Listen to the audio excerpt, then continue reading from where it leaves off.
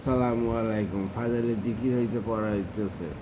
যারা এমন উম্মি নবীর অনুসরণ করে, যার বিষয়ে তারা নিজেদের নিকট তাওরাত ও ইনজিল কিভাবে লিখিত দেখিতে পাইতেছে।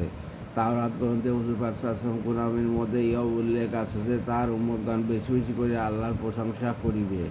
যেসব মুজাহিদের নফসকে আল্লাহ পাক জান্নাতের বিনিময়ে খরিদ করিয়া লইয়াছেন, তাদের পরিচয় এই যে তারা পাপ কার্য হইতে তওবাকারী ও ইবাদতকারী, আল্লাহর প্রশংসাকারী, রোজা পালনকারী অথবা আল্লাহর সন্তুষ্টির জন্য সবরকারী, রুকু ও সেজদা কর্নেওয়ালা, সৎ কাজে আদেশদাতা ও অসৎ কাজে নিষেধকারী, আল্লাহ পাকের হুকুম সীমা রক্ষাকারী। এইরূপ মুমিনদিগকে আপনি শুভ সংবাদ জানিয়া দিন। তাদের শেষ বাক্য হইল আলহামদুলিল্লাহ রব্বিল আলামিন।